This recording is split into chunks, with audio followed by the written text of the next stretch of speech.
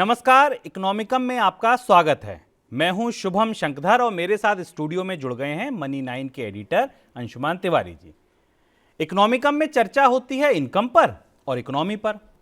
Economy वाले part में आप समझते हैं अर्थात में कुछ ऐसा जो अर्थव्यवस्था का कोई एक रहस्य होता है, जो जनरली आपकी नज़रों से, खबरों से ओझल रहता है, जिसको आप नहीं देख पाते हैं। तो आज इकोनॉमिकम में अर्थात की चर्चा होगी, लेकिन इनकम वाला पार्ट भी कोई ना कोई एक रहस्य खोलेगा आपके सामने। इसके बाद हम लेंगे आपके सवाल जवाब। उसके बाद हर हफ्ते की तरह आप किस्सों का एक खनकता सिक्का देखेंगे और चलते चलते हम आपको 2 सरप्राइज और देके जाएंगे। ये मेरा प्रॉमिस आपसे। तो चलिए शुरू करते हैं इनकम वाला पार्ट। और इनकम में आज आप देखिए कि बजट के इस हफ्ते में आप बजट की कवरेज पढ़ते पढ़ते थक गए होंगे। बहुत सारी खबरें आपके समझ आई होंगी, नहीं आई होंगी, काम की होंगी, नहीं होंगी, लेकिन एक चीज़ जो हमेशा आपके काम की होती है वो है आपकी कमाई, आपका खर्च। आप भी चाहते हैं कि आप चैन की सांस लें, तो आप चैन की सांस ले कैसे सकते हैं? पहले ये प्रोमो देखिए। शेयर बाजार डराता है, क्रिप्टो का गणित समझ नहीं आता है, बचत पर अच्छे रिटर्न की मलाई कोई और खा जाता है। केवल कमाइए नहीं, कायदे से बचाइए और चैन की बंसी बजाइए। लीजिए चैन की सांस मनी 9 के साथ। समझ है तो सहज है।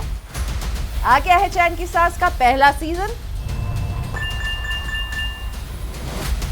मनी 9 के YouTube चैनल को सब्सक्राइब करना ना भूलें।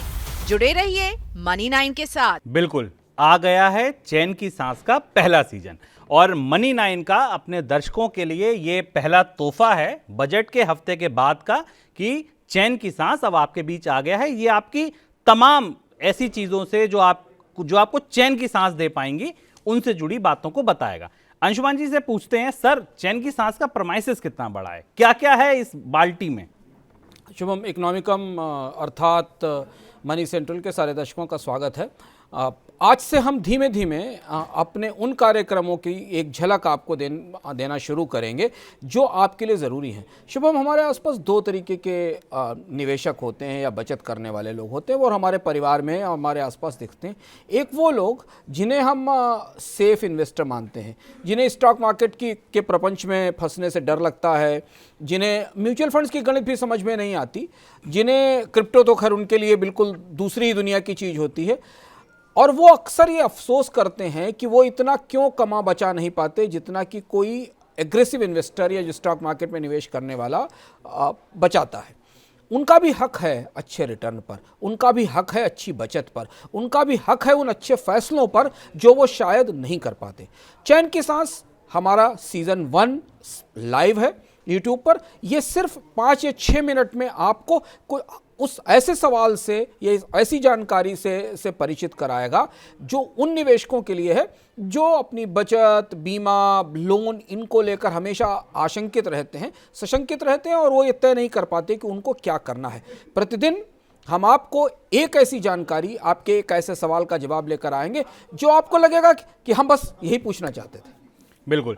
तो अब आपको अंशुमान जी का इंतज़ार पूरे हफ्ते के इकोनॉमिकम के इनकम वाले शीर्षक में नहीं करना पड़ेगा, क्योंकि अंशुमान जी अपनी टीम से, अपने नेतृत्व में हर रोज कुछ ऐसा बनवाएंगे जो आप तक पहुंचेगा और जो आपका हक है अपनी कमाई करना, अच्छा मुनाफा कमाना, वो हक आपको दिलाएंगे। लेकिन इसके लिए उन्होंने एक शर्त लगाई है। उन्होंने शर्त ये लगाई है कि आपको जागते रहना होगा। कैसे? अब देखिए ये प्रोमो। पैसे की दुनिया में बड़ा धोखा है, जो जानता है उसी का फैसला चोखा है। अपनी बचत को डूबने से बचाइए, समझिए फिर पैसे लगाइए। जागते रहो, देखिए मनी 9 पर, क्योंकि समझ है तो सहज है।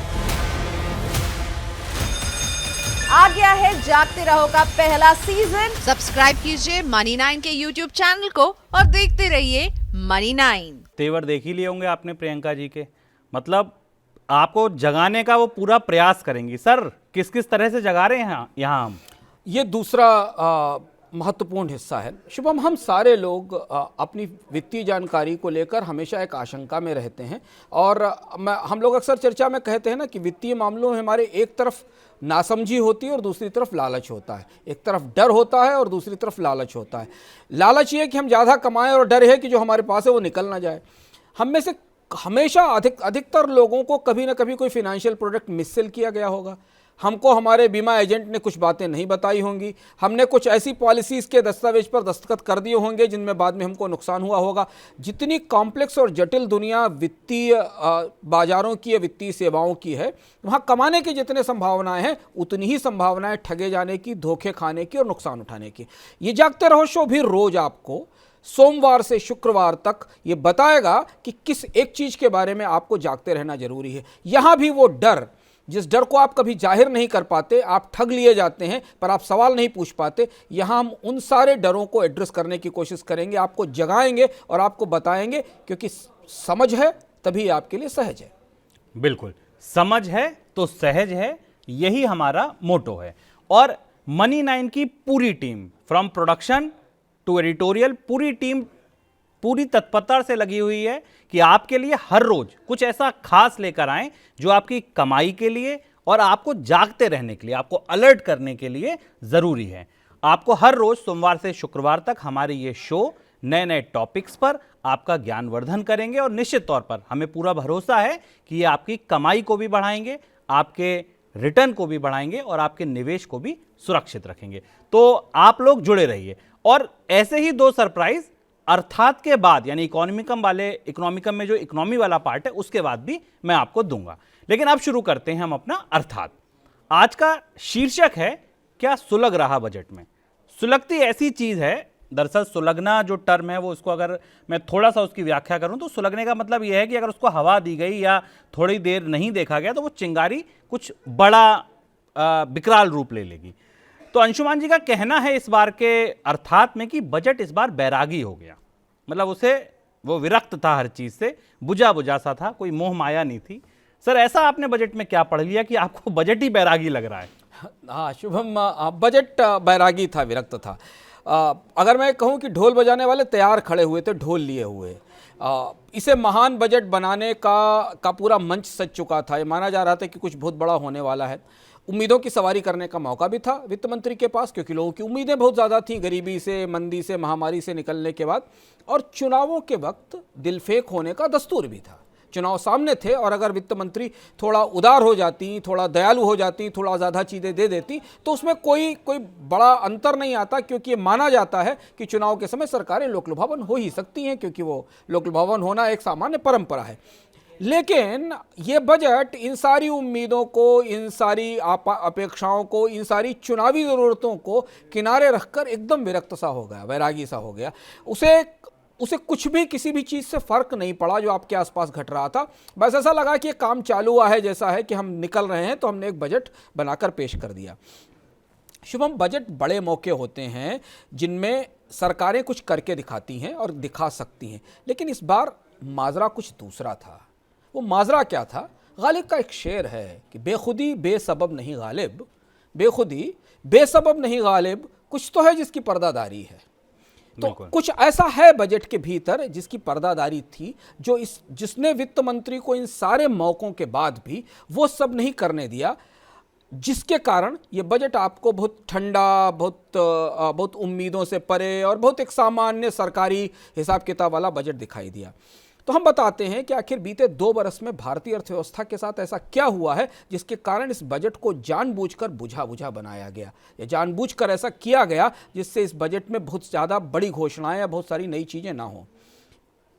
शुभम, में बात पिछले साल अक्टूबर की है। ये बीते साल अक्टूबर की बात है जब भारत में बजट की तैयारियां शुरू हो गई थी। भारत के लोगों के बीच में कोविड के नए संस्करण को लेकर कयास जारी थे कि ओमिक्रॉन का असर कितना होगा भारतीय अर्थव्यवस्था पर, लोगों के स्वास्थ्य पर। उस दौरान IMF की एक रिपोर्ट नॉर्थ ब्लॉक में आकर गिरी और उसने नॉर्थ ब्लॉक जो उस रिपोर्ट को जिन्होंने बाहर पढ़ा उनके होश उड़ गए उस रिपोर्ट को पढ़कर। स्वाभाविक सी बात थी कि वो रिपोर्ट वित्त मंत्रालय या सरकार के लिए बिल्कुल नई नहीं थी। वित्त मंत्रालय के अफसरों को ये बात पता थी, क्योंकि आईएमएफ आमतौर पर जब अपनी रिपोर्ट्स बनाता है तो वो जो सदस्य देश है उनकी सरकारों के साथ संवाद करता है, सूचनाएं लेता है और आंकड़े लेता है, तभी वो रिपोर्ट प्रस्तुत करता है। दरअसल उस रिपोर्ट में भारत ने एक बेहद खतरनाक इतिहास बना दिया था, ऐसा खतरनाक इतिहास जिसको आमतौर पर दुनिया के देश छूने से या आगे बढ़ने से डरते हैं। ये कोविड की कुछ कोविड की मेहरबानी थी और कुछ भारत के अजीबोगरीब बजट प्रबंधन के कारस्तानी कि भारत दुनिया के एक बड़े नामुराद क्लब का, एक ऐसा क्लब जिसमें कोई शामिल नहीं होना चाहता, उसका सदस्य बन गया था। भारत में सरकार का कुल कर्ज, कुल पब्लिक डेट या सार्वजनिक कर्ज, इस कर्ज में केंद्र और राज्य सरकारों का कर्ज भी शामिल है और सरकारी कंपनियों का कर्ज भी शामिल है। यह शब्द इस चर्चा में बार बार आएगा, पब्लिक डेट, तो इसलिए हम पहले स्पष्ट कर देते हैं कि पब्लिक डेट का अर्थ होता है केंद्र सरकार का कर्ज, राज्य सरकार का कर्ज और सरकारी कंपनियों का कर्ज। यह कर्ज लगभग भारत के जीडीपी के बराबर पहुंच गया था। आईएमएफ ने यह बताया कि भारत का कर्ज जीडीपी के 7% बराबर हो गया था। अब जीडीपी का जो नंबर आप कांस्टेंट मूल्यों पर लेते हैं, जो पिछले साल या इस साल 145-140 लाख करोड़ रुपए के आसपास था, प्रतिशत में भारत का कुल कर्ज जो था वो इसके आसपास पहुंच रहा था। और ये वो बिंदु था जहां से इस बजट का शायद पूरा परिदृश्य, इस बजट की पूरी प्रस्तावना, इस बजट की पूरी भूमिका बदल गई। ओके, यानी कि अंशुमान जी का ये कहना है कि 100% कर्ज का मतलब आप ऐसे समझिए कि आपकी जितनी सैलरी है उतना ही आपकी ईएमआई है, यानी कि आपका जो पूरा जीडीपी है, जितना आप पूरे साल में कमाते हैं, जितना भी वस्तुओं का और सेवाओं का बाजार मूल्य है, उतने को अगर आप रख लीजिए। ये कितना है ये भी मैं आपको बताता चलूं। कोविड से बहुत अच्छे दिन जब थे ना, कोविड से पहले वाले, तो 200 लाख करोड़ की जीडीपी हमारी पहुंच गई थी, हम यही बोलते थे। और ये जो अंशुमान जी बता रहे हैं कि आईएमएफ की जो चिट्ठी बता रही है वो यही बता रही है कि जो कर्ज है भारत का वो 200 लाख करोड़ या जो भी पब्लिक डेट है वहां तक पहुंच गया है।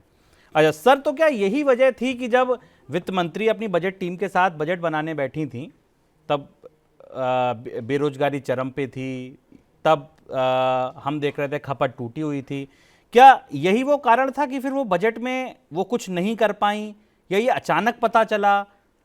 ये चिट्ठी आई कहां से दरअसल, इसके बारे में मैं कुछ और जानना चाहूँगा। हाँ, इससे पहले एक चीज़ हमारे लिए जानना ज़रूरी है कि ये जो पब्लिक डेट का पूरा सिनेरियो है, ये कहाँ से कैसे भारत में ये पब्लिक डेट बढ़ना शुरू होता है और ये प्रक्रिया कहाँ से आती है, ये हमारे लिए समझना जरूरी है कि जीडीपी के 100% बराबर डेट का मतलब क्या है। दुनिया में किसी भी देश के सार्वजनिक कर्ज का मूल्यांकन जिस फार्मूले के आधार पर होता है उसकी जीडीपी के अनुपात में होता है। और जीडीपी इसलिए महत्वपूर्ण है कि उसके अनुपात में हम सब कुछ नापते हैं, उसके अनुपात में कमाई नापते हैं, उसके अनुपात में टैक्स नापते हैं, उसके अनुपात में कर्ज नापते हैं।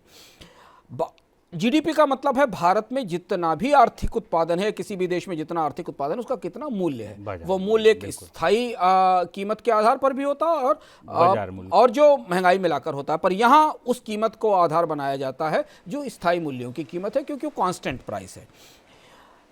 किसी भी देश का कुल सार्वजनिक कर्ज पब्लिक डेट उसके जीडीपी के 100% के बराबर होने का मतलब है कि इस बिंदु पर खतरे के जितने अलार्म हैं वो सब एक साथ बजने लगते हैं उस देश की अर्थव्यवस्था के लिए।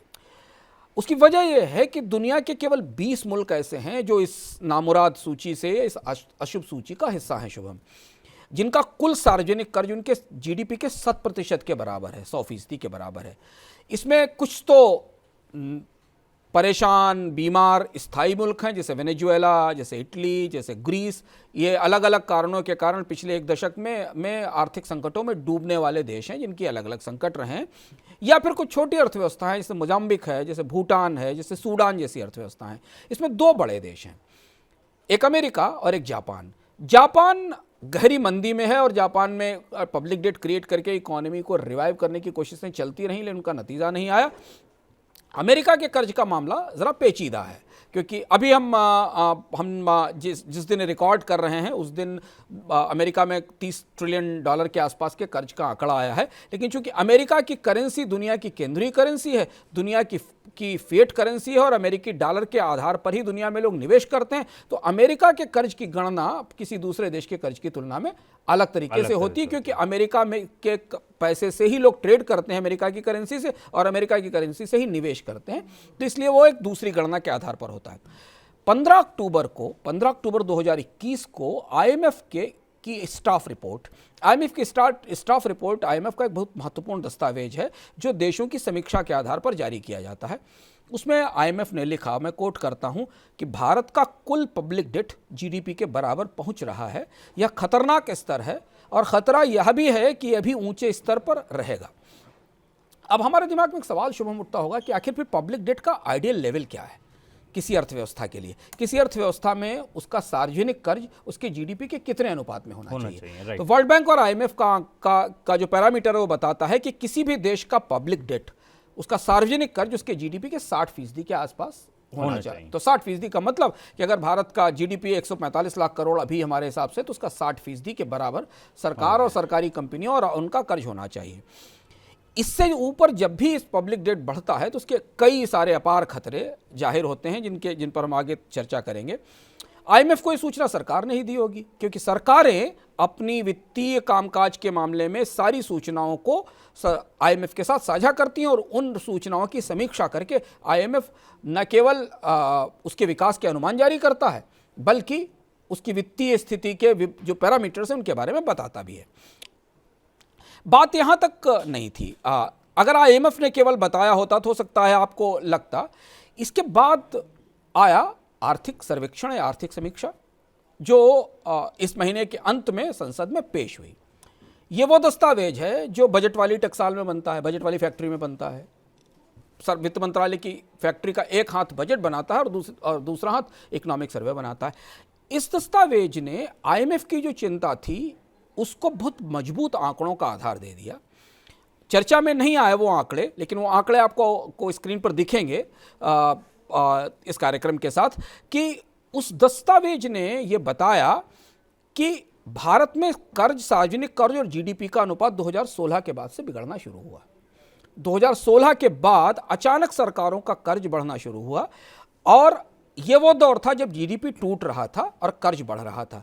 तो अगर कर्ज बढ़ता भी है और उसकी तुलना में जीडीपी में भी बढ़ोतरी होती है तो आप अपनी आय बढ़ा रहे हैं, तब कर्ज बढ़ा रहे हैं, ये सामान्य रूप से माना जाता है। पर अगर जीडीपी गिर रहा है और किसी देश की सरकारों का सार्वजनिक कर्ज बढ़ रहा है तो ये बिल्कुल उल्टी परिस्थिति और खतरनाक परिस्थिति है। 2016 में ये जीडीपी के अनुपात में 45% पर था केंद्र सरकार का कर्ज, जो 2020-21 में 60% हो गया। हम यहाँ केवल केंद्र सरकार के कर्ज की बात कर रहे हैं। 45 से 60% हो गया। ये वो 60% वो स्तर है जितना कर्ज, सरकारी कर्ज पूरी अर्थव्यवस्था में होना चाहिए। इसके बाद दूसरा महत्वपूर्ण कर्ज लेने वाला जो संगठन है वो राज्य सरकार है। राज्य सरकारों का यह कर्ज जीडीपी के अनुपात में 25% था 2016 में, जो 2021 में 31% हो गया। यानी एक साल पहले तक केंद्र और राज्य सरकारों का कर्ज मिलाकर जीडीपी का 90% हो गया था। और यही खबर आईएमएफ को स्टाफ रिपोर्ट में मिली, जो उसने सार्वजनिक रूप से भारत को बताई। भारत में सरकारी कंपनियां भी खूब कर्ज लेती हैं। बजट में एक पूरा चैप्टर होता है जिसको हम आईईबीआर कहते हैं, इंटरनल एक्स्ट्रा बजटरी रिसोर्सेज। उन एक्स्ट्रा बजटरी रिसोर्सेज का मतलब होता है पावर फाइनेंस कॉर्पोरेशन की तरफ से लिया गया कर्ज, रेलवे फाइनेंस कॉर्पोरेशन की तरफ से लिया गया कर्ज, इंडियन ऑयल का कर्ज, बीमा बाकी जितनी भी कंपनियां हैं वो कंपनियां अपने कारोबारों के लिए जो कर्ज लेती हैं उसके पीछे सरकार की गारंटी होती है, क्योंकि पब्लिक सेक्टर अंडरटेकिंग्स है। उनके कर्ज को अगर हम शामिल कर लें इसमें तो हम 100% का मार्क पार कर चुके हैं, जितना कर्ज वो हर साल अलग अलग लेती हैं। भारत में सरकारें कर्ज, भारत में सरकारों की एक पुरानी आदत है और वो कर्ज छिपाती हैं, घाटा छिपाती हैं, क्योंकि कर्ज का मतलब है घाटा, एक तरह से राजकोषीय घाटा। और ऐसी ऑफ बजट बारोइंग करती हैं जिन्हें बजट के कर्ज में दिखाना ना पड़े। हमें याद होगा वो पुराना किस्सा 2020-21 का, जब एफसीआई को फूड सब्सिडी के बिल का भुगतान करने के लिए सरकार ने जो स्मॉल सेविंग फंड्स था उससे पैसा लिया था और उसको ऑफ बजट बारोइंग कहा गया था। ये सरकार के कुल कर्ज में शामिल नहीं था। अब हम इस साल की परिस्थिति की तरफ देखते हैं इसकी रोशनी में। सर, एक चीज़ समझ नहीं आई मुझे कि हम सब महंगाई से दुखी हैं, हम सब पे खूब टैक्स लगते हैं। ये चीज़ हम देखते हैं छोटी से छोटी और बड़ी से बड़ी चीज़ में। अप्रत्यक्ष कर देख लें तो भारत का हर नागरिक दे रहा है, कुछ लोग प्रत्यक्ष कर भी दे रहे हैं। उसके बाद भी सरकार इतने ज़्यादा कर्ज में लद कैसे जाती हैं? क्योंकि सरकारों के कामकाज और खर्च की पूरी प्रक्रिया इतनी बजट प्रबंधन इतना खराब है कि इस तरीके के कार्यक्रम, इस तरीके के खर्च के ढांचे बनाए गए हैं, जिसके कारण सरकारों को लगातार पिछली ज़रूरतों के लिए और अगली ज़रूरतों के लिए कर्ज लेना पड़ता है। ये लगभग वही बात है कि आपकी चादर आपके पैर से छोटी है और सरकारों की चादर हमेशा उनके पैर से क्या मतलब उनके घुटनों से भी तक छोटी होती है। अब हम जब इस बजट को देखते हैं शुभम, आईएमएफ के में तो आपके सवाल का जवाब मिलता है। आईएमएफ ने तो ये बात 2020-21 तक कही थी। 2022-23 में तो सरकार 12 लाख करोड़ का कर्ज लेगी, बिल्कुल, और जिसमें 4-4.5 लाख करोड़ रुपए का कर्ज सरकार ले रही है स्मॉल सेविंग से, वो भी कर्ज है हम सरकार को दे रहे हैं। ये उस कर्ज के बराबर है जो कोविड की पहली लहर के दौरान सरकार ने लिया था। तब उस समय तो सारी अर्थव्यवस्था ठप थी, जीएसटी नहीं आ रहा था, तब ये माना जा सकता था कि सरकार को वित्तीय दिक्कतें थी। उसी समय सरकार ने भी फैसला किया था कि कर्ज लेने के जो नियम हैं उनको रिलैक्स किया जाएगा। एफआरबीएम जो physical responsibility and budget management bill जो शर्त रखता है कि किसी केंद्र और राज्य सरकार का घाटा एक साल में कितना होना चाहिए, उसको रिलैक्स कर दिया जाएगा। अब आप जब भीतर जाएं और डुबकी मारें तब आपके सवाल का जवाब मिलता है। यहाँ तक बात पूरी नहीं होती कि भारत में सरकार पब्लिक डेट जो सार्वजनिक कर्ज है वो जीडीपी के बराबर हो गया है। क्यों सरकारें इतना कर्ज लेती हैं और कर्ज लगातार बढ़ाती क्यों चली जाती हैं? हम इसके भीतर जाएं तो इकोनॉमिक सर्वे हमको एक और महत्वपूर्ण तथ्य बताता है। केंद्र सरकार का लगभग 70% कर्ज छोटी अवधि का है, 10 साल से कम का। और ये बहुत बहुत महत्वपूर्ण बात है और सोचने वाली बात है। केंद्र सरकार भी लंबी अवधि का कर्ज नहीं लेती है, केंद्र सरकार भी छोटी अवधि का कर्ज लेती है।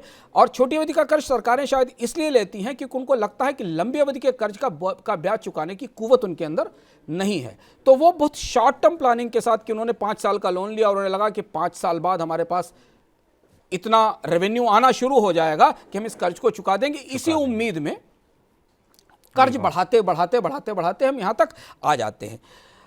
अब इसके अगली बात समझिए कि पूरी जो कर्ज की कहानी, क्यों हमने कहा कि ये बजट विरक्त हो गया या ये बजट सन्यासी हो गया। इसी बजट के भीतर से एक और कहानी निकलती है, एक और जानकारी निकलती है जो बहुत महत्वपूर्ण है। वो ये कि कर्ज को लेकर सरकार की भारत की सबसे बड़ी चुनौती अगले वित्त वर्ष से शुरू होगी, यानी 1 अप्रैल से एक घड़ी टिक टिक करना शुरू करेगी। वित्त मंत्रालय हर 3 महीने में शुभम एक डेट रिपोर्ट जारी करता है, इंटरनल डेट रिपोर्ट जारी करता है, जिसको कि हम तिमाही क्वार्टरली डेट रिपोर्ट कहते हैं। उसने यह बताया कि 2023 में करीब 4.21 लाख करोड़ रुपए का कर्ज चुकौती के लिए सरकार आ जाएगा, जिसकी चुकौती करनी है, जिसे सरकार को चुकाना है या वापस करना है। इसे चुकाने के लिए सरकार को कैश की जरूरत होगी, तभी एक कर्ज वापस बैंकों को चुकाया जा सकेगा जिनसे लिया गया, जो बैंक सरकार के ट्रेजरी बिलों में निवेश करते हैं। सरकार को एक कर्ज देता कौन है? सरकार को एक कर्ज हम लोग देते हैं, हमारी बचत जो बैंकों में जाती है। बैंकों में जितनी बचत है उसका एक निर्धारित हिस्सा सरकारी सिक्योरिटीज़ में लगाना निश्चित किया जाता है और वो उतना पैसा सरकारी सिक्योरिटीज़ में लगा दिया जाता है। वित्त मंत्रालय की रिपोर्ट बताती है कि 2023 से 2028 के बीच जो सामान्य औसत से करीब 4 गुना ज़्यादा भुगतान केंद्र सरकार को कर्ज के करने होंगे। सरकार के लिए नया कर्ज लेने की एक सीमा है, क्योंकि नए कर्ज के साथ नया ब्याज भी सर पे आता है। जो कर्ज आपने पहले 4% या 5% पर लिया था, बॉन्ड यील्ड में अगर आप 10 साल का कर्ज लेने जाएंगे तो मार्केट आपको 7.25% और 7% पर कर्ज देगा। तो अब आपको ये समझना जरूरी है कि इस बजट के जरिए जो वित्त मंत्री ने नहीं कहा, या वित्त मंत्री ने उस प्रेस कॉन्फ्रेंस में ये क्यों कहा कि हमने टैक्स नहीं बढ़ाया, इस पर शुक्र मनाइए, वो इसलिए उन्होंने कहा क्योंकि सरकार का कर्ज भी हमारा ही मर्ज है। बिल्कुल, सरकार का कर्ज भी हमारी जिम्मेदारी है। और सरकार ने इस पूरे डेट के आकलन के सहारे ये संकेत देने की कोशिश की है कि अब आगे नई रियायतें बांटने का स्कोप नहीं बचा है, बल्कि संभावना इस बात की है कि नए टैक्स लगाए जाए। तो क्या ये माना जाए सर कि अगर ये अगले साल से आप बता रहे हैं कि नई चुकौती आ जाएंगी, तो क्या नए टैक्स लगेंगे? और दूसरा, अगर हम देखें तो इसके और कहां साइड इफेक्ट दिखेंगे? ये जो 100% डेट हो गया है, इसके और साइड इफेक्ट कहां दिख सकते हैं? सरकार हर संभव कोशिश करेगी कि खर्च सीमित रहे। अगर वो टैक्स नहीं भी लगाएगी तब भी उसकी पूरी कोशिश इस बात पर होगी कि किसी न किसी तरह से खर्च सीमित रखा जाए, और जहां टैक्स की संभावना होगी या जहां टैक्स लगाने या बढ़ाने की संभावना होगी वहां उसे बढ़ाया जाएगा, क्योंकि लायबिलिटी है, इतना बड़ा कर्ज चुकाया जाना है।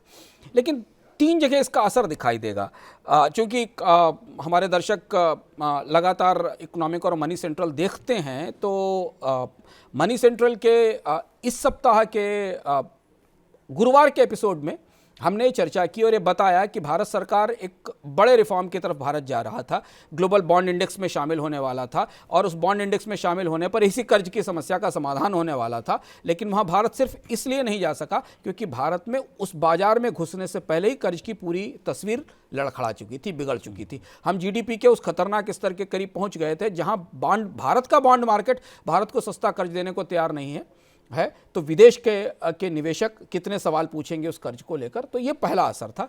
दूसरा असर ये है कि रुपए की साख पर या रुपए की मजबूती पर इसका असर पड़ेगा। जब भी किसी देश का कर्ज उसके जीडीपी के बराबर या जीडीपी के करीब पहुंचने लगता है तो सबसे ज़्यादा झटका उस देश की मुद्रा को लगता है, क्योंकि उसकी मुद्रा लड़खड़ाती है स्थिरता को लेकर। अब हमें समझ में आएगा कि जो लोग इस बजट को निराशाजनक या उदासी भरा बता रहे हैं, उन्हें समझना ज़रूरी है कि ये कहानी बजट के पीछे की है। शुभम, भारत का बजट प्रबंधन कभी भी कोई बहुत शानदार प्रबंधन का नमूना नहीं रहा। कोई भी सरकार रही हो पिछले 25-30 सालों में ऐसा नहीं रहा कि कोई भारत ने बहुत शानदार है, बहुत अच्छे बजट प्रबंधन किए। वो बजट हमेशा नए सिरे से बनते हैं, कभी उसका कफ छोटा रह जाता है, कभी कॉलर छोटा रह जाता है, कभी इधर का टुकड़ा मिलाकर उधर लगा दिया जाता है। लेकिन फिर भी दरारें होती, उनको ढक लिया जाता है, इश्तिहार लगा दिए जाते हैं।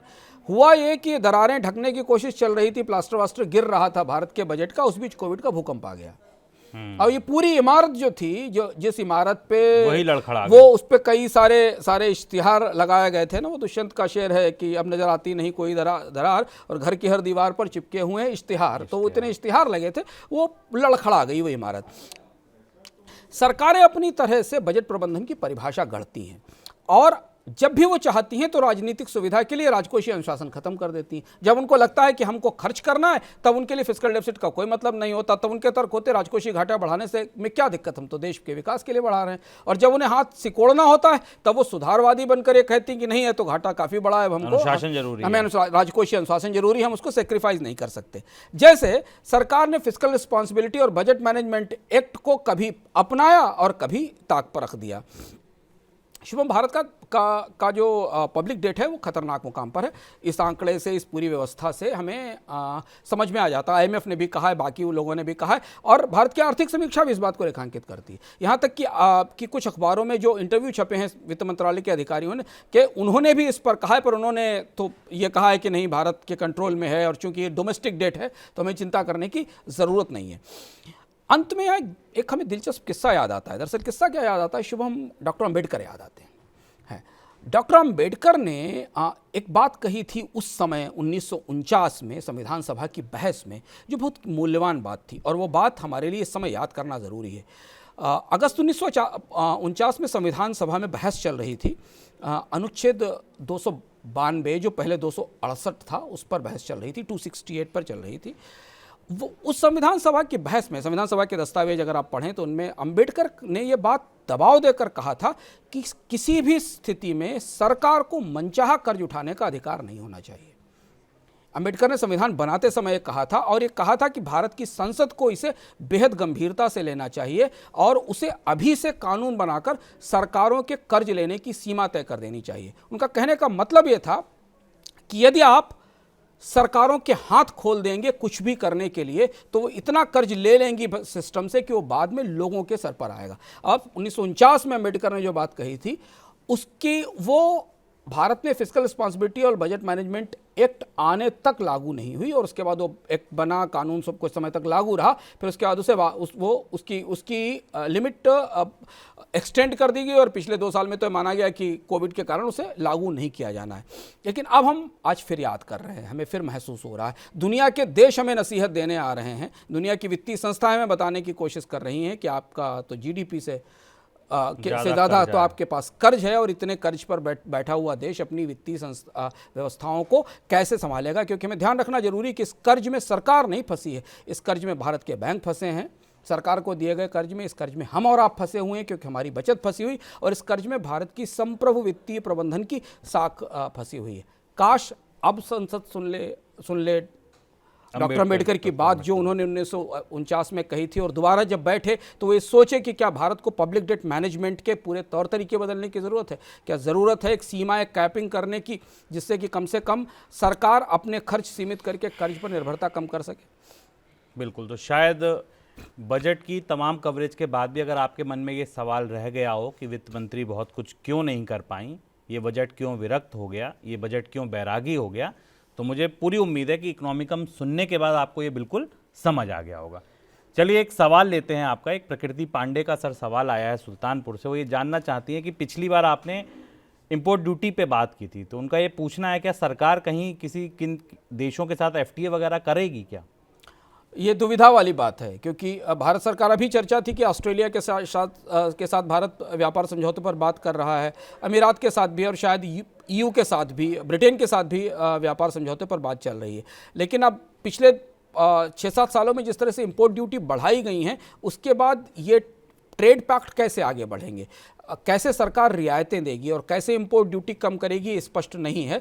लेकिन ये सवाल जायज़ और जेन्युइन है कि अगर हम एक तरफ आयात शुल्क बढ़ाते चले जा रहे हैं और फिर दूसरे तरफ देशों से कह रहे हैं कि आप हमारे लिए बाजार खोल दीजिए, हमें रियायतें दे दीजिए, हमें वरीयक या प्रेफरेंशियल ट्रेड का एग्रीमेंट दे दीजिए, तो बदले में हमें अपने बाजार में खड़ी हुई दीवारें भी तो गिरानी पड़ेंगी, तभी हम कोई ट्रेड पैक्ट या कोई फ्री और व्यापार समझौते बड़े निर्मम सौदेबाजी होते हैं, इसमें कहीं कुछ नहीं। वो व्यापार समझौतों की मेज पर बैठे हुए लोग वस्तुतः एक दूसरे से बार्गेन करते हैं, सौदेबाजी करते हैं। मेरा अपना व्यक्तिगत अनुभव है ट्रेड डील्स को दुनिया में कवर करते हुए, बहुत खुले लेन देन होते हैं और इसी से व्यापार समझौते निकलकर सामने आते हैं। तो वो लेन देन अब शुरू होगा, और जब लेन देन शुरू होगा तो जो देश आपको अपने बाजार में एक्सेस देगा उसके बदले आपके बाजार में भी जगह मांगेगा।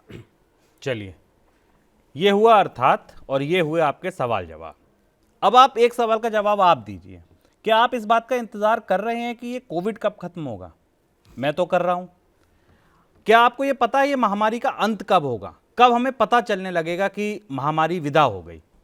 अंशुमान जी ने एक किस्सों का सिक्का लिखा है। इस किस्सों के सिक्के को अगर आप पूरा देखेंगे तो आपको शायद वो तार मिल जाएंगे, आपको शायद वो कहानी मिल जाएगी जो ये बताएगी कि ये कोविड का अंत कब होने वाला है।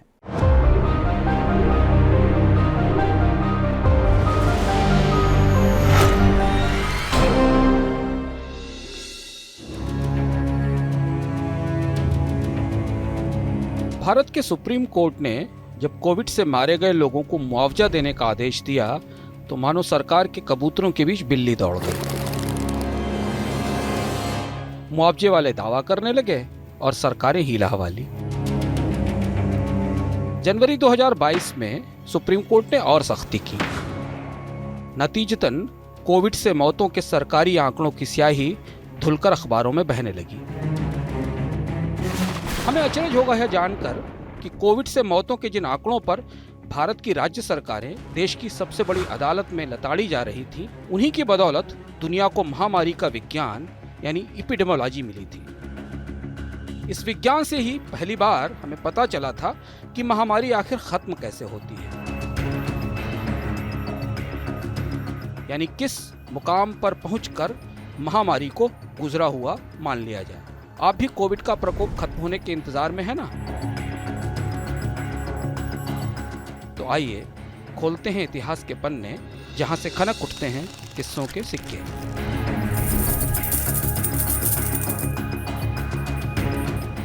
14वीं सदी का मध्यकाल था वह, जब पूरे यूरोप को काली मौत मथ रही थी, यानी प्लेग पूरे यूरोप पर बरस रही थी। लोग लंदन छोड़कर भाग रहे थे, लूटपाट अराजकता फैली थी, यहां तक कि सिपाही भी शहर छोड़कर गांवों में जा चुके थे। ब्रिटेन का सम्राट एडवर्ड तृतीय समझ नहीं पा रहा था कि क्या किया जाए, पता कैसे चले कि कौन मरा है और कौन बचा। सम्राट ने चर्च ऑफ इंग्लैंड से कहा कि वो कोई व्यवस्था बनाए। तब स्थानीय प्रशासन चर्च के मातहत होता था और उसके जरिए तब की लोकल बॉडी से कहा गया कि वे प्लेग से मरने वालों का आंकड़ा जुटाएं और उसे लंदन के प्रशासन तक पहुंचाएं। इस तरह पैदा हुए मशहूर London bills of mortality. London bills of mortality अपने तरह की पहली जनसांख्यिक हेल्थ आंकड़ा संग्रह थे, जिसमें मरने वाले का पूरा ब्यौरा होता था, बीमारी के लक्षण समेत। पूरे ब्रिटेन के अलग अलग जगह से जुटाई गई योजनाएं लंदन में छांटी और संयोजित की जाती थी।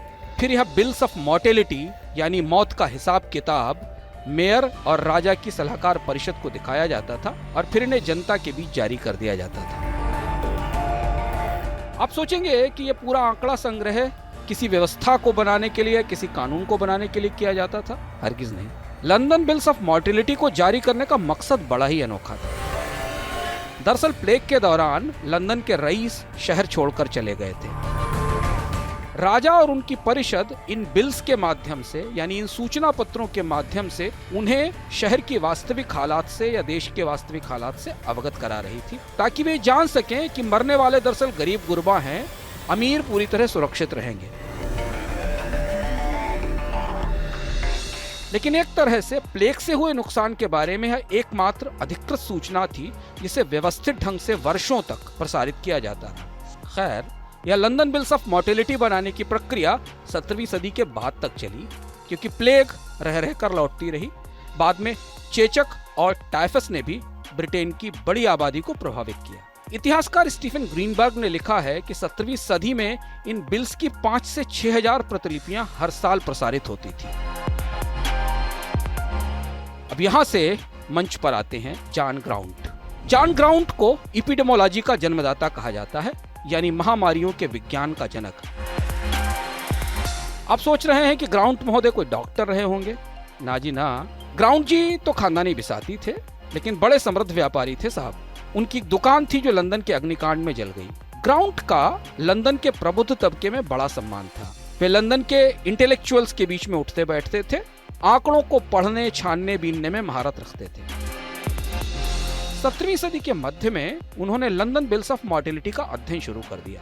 ग्राउंट ने इनके विश्लेषण से मौतों का वर्गीकरण किया, यह समझने की कोशिश की कि आबादी की सघनता का मौत से कोई रिश्ता है। उन्होंने इन आंकड़ों में अलग अलग तरीके के पैटर्न निकाले और उसके बाद अपने पूरे अध्ययन को 4 भागों में प्रकाशित किया।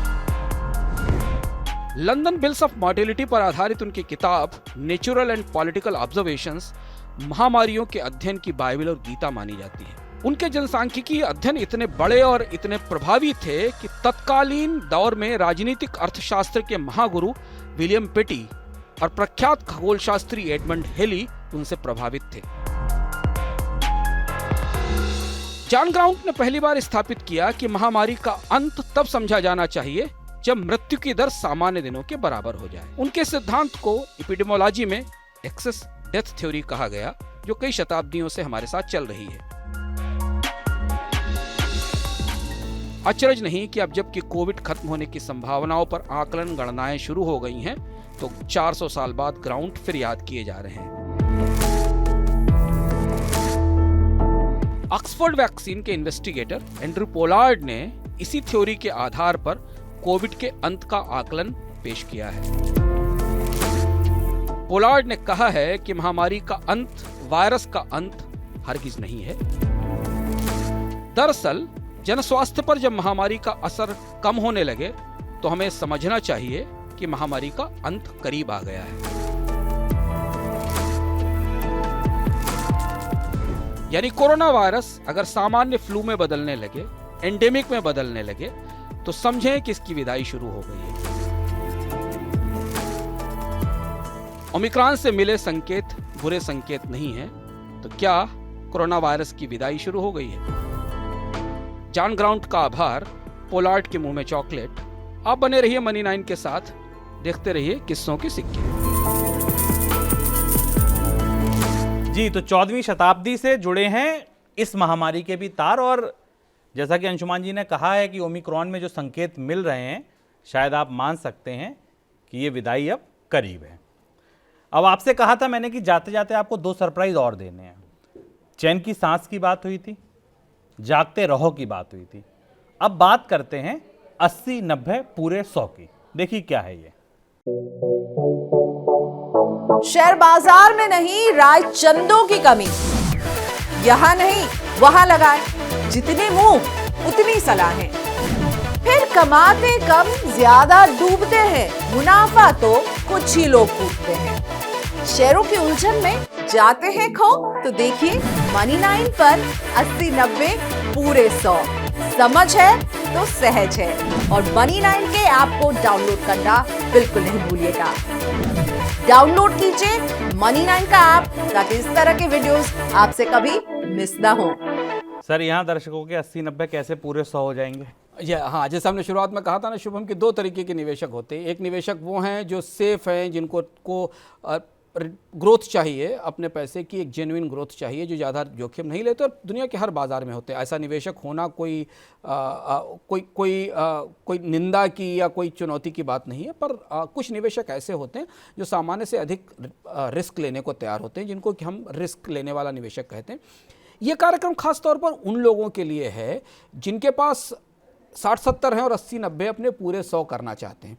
और ये कार्यक्रम खासतौर पर उन लोगों के लिए है जिनका जिक्र हमने अपने इकोनॉमिकम के एक एपिसोड में किया था, जहां हमने ये बताया था कि ट्रेडर और इन्वेस्टर में क्या फ़र्क है। और इसलिए इसका प्रोमो ये बताता है कि आपके पास बहुत सारी सलाहें तैर रही हैं, आप समझ जानिए और समझ कर निवेश करिए। यह कार्यक्रम आपको रोज प्रतिदिन सोमवार से शुक्रवार तक मनी 9 के यूट्यूब चैनल पर, मनी 9 की वेबसाइट पर उपलब्ध होगा, जहां आप शेयर बाजार से जुड़ी हुई निवेश के कुछ तौर तरीके, कुछ ऐसी जानकारियां, कुछ शोधपरक सूचनाएं पाएंगे जो निवेश करने के आपके फैसले को इंपावर करेंगी, आपको ताकत देंगी सही फैसला लेने की। हम ये नहीं कि आप कौन सा शेयर खरीदें, बल्कि ये कि कौन सा शेयर कैसे खरीदें, क्यों खरीदें और कैसे चुनें, इसका अधिकार, इसकी समझ देने की, इसकी जानकारी देने के लिए कि 80-90 पूरे 100 पूरी तरह शेयर बाजार और म्यूचुअल फंड निवेश पर केंद्रित होगा। और यहाँ आपके उन सारे सवालों के, उन सारी दुविधाओं के हल मिलेंगे, बहुत संक्षेप में, बड़ी रोचक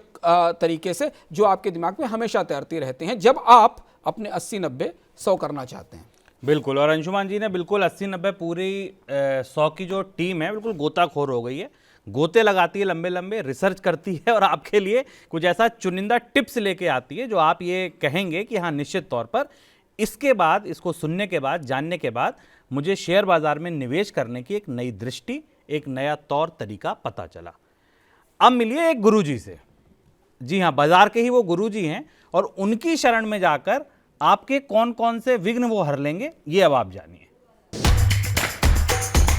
कैसे करें कमाई शुरू, आ रहे हैं फॉर्मूला गुरु, सोमवार से शुक्रवार सुबह 11 बजे मनी 9 पर।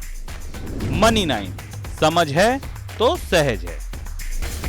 सर गुरुजी बहुत कम बोले, थोड़ा आप बताइए गुरुजी कहाँ ध्यान लगाए हैं? गुरुजी बोलेंगे, अगर आप मनी 9 पर पहुंचिए और फार्मूला गुरु का पहला सीजन जो शुरू हो चुका है उसे देखिए। पूरा का पूरा जो वित्तीय दुनिया का बाजार है ना, पैसे और कमाई का बाजार, उसमें हर कोई आदमी एक फार्मूला ढूंढ रहा होता है कि मुझे कुछ ऐसा फार्मूला मिल जाए जिससे मेरा पैसा बन जाए या पैसा बढ़ जाए। और ये सच भी है शुभम कि पूरा का पूरा वित्तीय बाजार फार्मूलों से भरा हुआ है। बीमा का कोई फार्मूला, म्यूचुअल फंड का कोई फार्मूला, स्टॉक मार्केट का कोई फार्मूला, बैंक में बचत का कोई फार्मूला, लोन का कोई फार्मूला, असंख्य फार्मूले आपके आसपास तैरते हैं। मतलब एक बार की गणना में आप हिसाब नहीं लगा पाएंगे कि फार्मूलों की संख्या 1000 है, 2000 है, 1500, और रोज नए नए फार्मूले आते हैं। तो हम आपको मिलवाएंगे एक फार्मूला गुरु से, और वो गुरुजी आपको प्रतिदिन एक ऐसा फार्मूला बताएंगे जिसकी मदद से या तो आप बेहतर कमाई कर सकते हैं या नुकसान को बचा सकते हैं।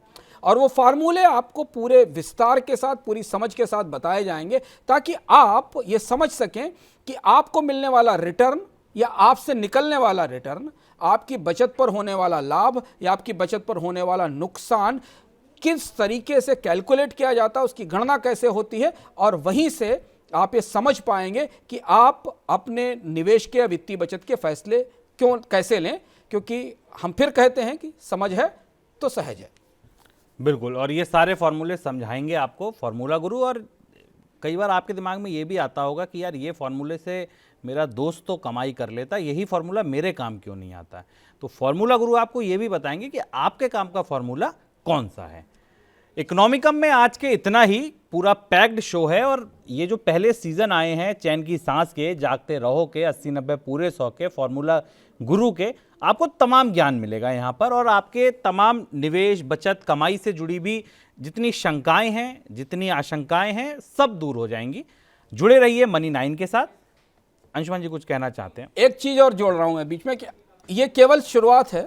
अगले इकोनॉमिकम में हम आपको बताएंगे कुछ और चीजें, कुछ और सरप्राइज हमारे पास है मनी 9 पर, जिनमें आपको अगले इकोनॉमिकम में पता चलेगा कि हम कुछ और जरूरतें आपकी, जो आपकी जेब से जुड़ी हुई कुछ और जरूरतें, उनके लिए हम क्या कर रहे हैं। यानी कि मनी 9 के पिटारे से अभी कुछ और निकलना है जो अंशुमान जी ने अभी मुझे भी नहीं बताया है। वो इकोनॉमिकम में वो अगले हफ्ते मैं भी आपके साथ जानूंगा। नमस्कार।